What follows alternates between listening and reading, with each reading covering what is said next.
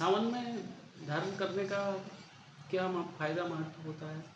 देखो, ये पूरा महीना शिव जी का होता है। जैसे हाँ, मैंने आपको शुरू में एक वो भी बताया था कि जैसे हम अपन गुरु पूर्णिमा पे मैंने आपको कुछ बोला था, हाँ, तो यहाँ क्या होता है कि जब भगवान विष्णु, हुँ, वो अभी एकादशी के दिन, देवशयनी एकादशी के दिन उनका विश्राम शुरू होता है। हाँ, तो वो 4 महीने के लिए विश्राम में चले विश्राम के जाते लिए चले जाते हैं। हैं। तो अब ये पूरा जो इसका पालन किसके हिस्से में आएगा? तो शुरुआत में गुरु से होती है। अच्छा, कि भई हाँ भाई, इतने दिन अब ये इसको गुरुजी देखेंगे, तो इसलिए गुरु पूर्णिमा तक का गुरुजी सँभाल लेते हैं। उसके बाद लगते हैं सावन, तो वो 1 महीना पूरा वो शिव जी के हाथ में होता है। वो पूरा पालन शिव जी के हाथ में चलिए, होता है।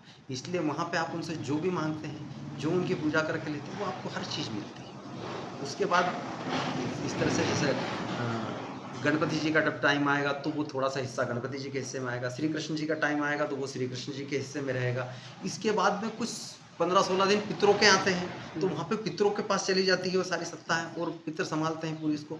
उसके बाद नवरात्रि आती है, तो वहाँ से माताजी सँभालने लग जाती हैं। हाँ, और उसके बाद नवरात्र के जस्ट बाद में और फिर लक्ष्मी जी का टाइम शुरू हो जाता है। तो वो और वहाँ लक्ष्मी जी का टाइम शुरू होते ही दीपावली के बाद वो फिर से उनके भगवान के उठने का टाइम हो जाता है, तो फिर से वो अपनी चार्ज वो फिर से ले लेते हैं और वो फिर सारी चीज़ें अपने हाथ में लेकर के उसको सत्ता जो पूरी सृष्टि है उसको चलाने लग जाते हैं, पालने लग जाते हैं।